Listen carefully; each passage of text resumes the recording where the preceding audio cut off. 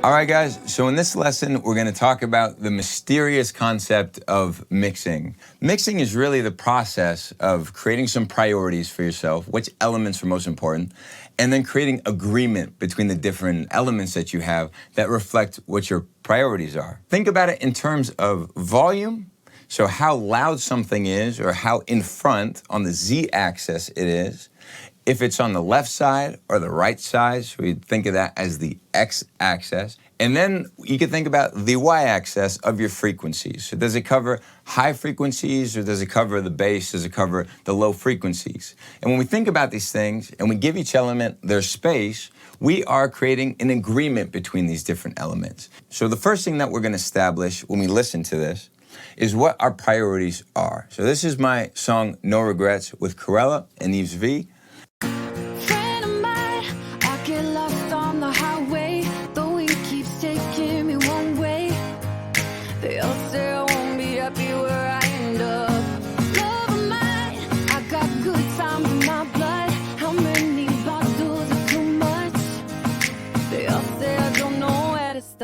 But I don't wanna sacrifice the little things that make life worth. So in terms of priorities, the easiest one to establish with the vocal record is the vocal. The vocal in this case feels a little bit subdued, and we're gonna work on that. The next thing are these guitar chords.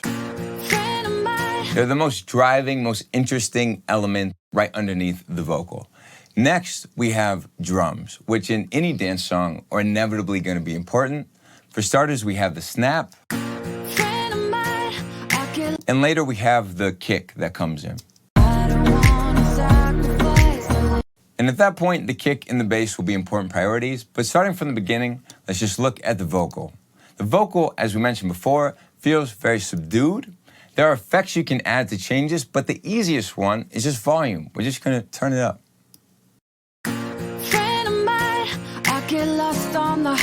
Already, that sounds so much better. The guitar chords could be a little bit lower. And depending on how we feel about the piano, it could be louder and be more important, or it could be lower. To my taste, I think you should just be supporting the guitar. I think in terms of what your ear hears as providing the chords, it should be the guitar. The piano could be lower in the mix. And to create space between these two elements that are serving more or less the same purpose to give you the chords, we're gonna do some panning. So I'm gonna put the piano on the left side, and we're gonna put the guitar chords on the right side. Now already on the x-axis, we have created a little more space for each one of those elements because they are separated in terms of the stereo field. When someone says stereo imaging or the stereo field, they're talking about left and right and discrepancies between the left and the right. We have our snap just about in the middle. So now we have our chords a little bit on the side. We have a snap in the middle. We have a verse in the middle. Now the only thing we could do here, I believe, is to give a little more brightness to the vocal. Friend of mine, I get lost on the highway. The wind keeps taking me one way. And we're gonna cut out some of that low information that just doesn't serve a purpose in terms of the female human voice. Friend of mine, I get lost on. We got out any rumble that might have been picked up by the microphone. So now we have our piano, we have a guitar. I don't really think those two things need EQ because of how few elements we have. They seem to be out of the way of each other. And this is the beauty of having few elements in a section of your song. Mixing, in terms of EQ, adding other effects, is not as heavy-handed of a process because you already have space given the low number of elements that are occurring at once. So by having a very simple section here with just the vocal, the piano, and the guitar, we make our lives really easy and our priorities are very clear. You could almost think of that as the first step to mixing, is just having fewer things. So now we have guitar mutes, and we take away frequencies that might rub with the guitar chords that are being strummed. Okay, that's an easy fix. Next, we're gonna look at the next section. We have two important elements that get introduced. That's our kick and our bass, which are sort of the fundamentals of dance music and most music these days. So So let's just listen to our kick and our bass without the vocal playing.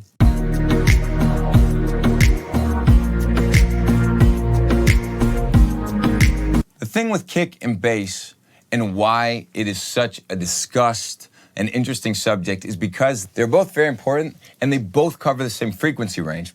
So it's very easy for these two elements to cover each other.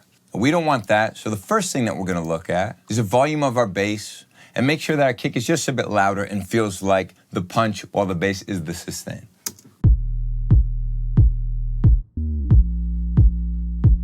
That seems to be a good volume. Now we're gonna look at the frequency that our kick is hitting and take note of that. Once we've created a curve here, we'll take that EQ, actually apply it to our bass, our sub, and we're gonna lower that same frequency. Already we have removed the frequency of the kick from the bass. So now there's space and there's more agreement between these two things. Less rub. The next thing that we could do is to simply get the bass out of the way, lower it in volume whenever the kick is playing. And the most common method for doing this is by sidechain. So we put a compressor on the sub, we set the key or the sidechain trigger to be the kick, we lower the threshold, increase the ratio, and now the signal of the kick is going to tell an invisible hand to turn down the volume of the bass whenever it hits, whenever the kick hits.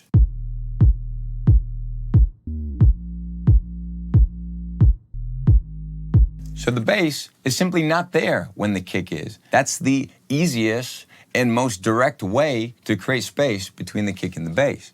And it's one of the cornerstones of making dance music, sidechaining.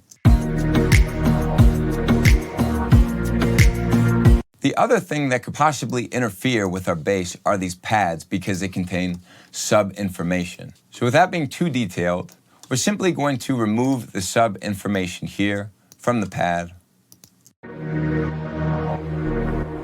That could possibly rub with our sub. And now we're going to compare these to our other priority, which is the vocal. I don't wanna sacrifice a little thing.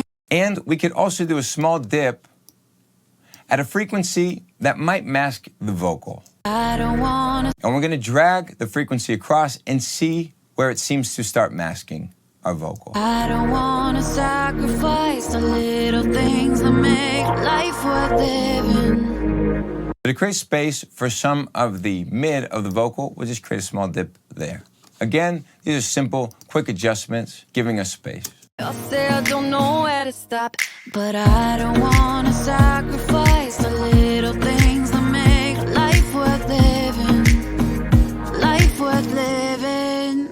There, we have already created a much better mix. And the only thing that's missing, I think, are these shakers. These shakers are going to give rhythm to the second half of the verse.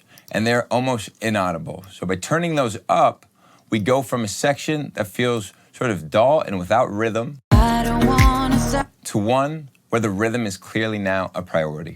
I don't wanna sacrifice the little things that make life worth living. Your priorities, of course, evolve from section to section. Often, your priority as you go into a new section is going to be the new element that signify this is a new section, a new exciting evolution of the song. So it's important to have priorities and also allow those priorities to evolve, which we've done here by putting a focus on the shakers, which are a distinct new element. We put focus on the kick and the bass, distinct new elements, and now we have evolution through our song, almost inadvertently just by mixing it a little bit better. So that is Mixing 101.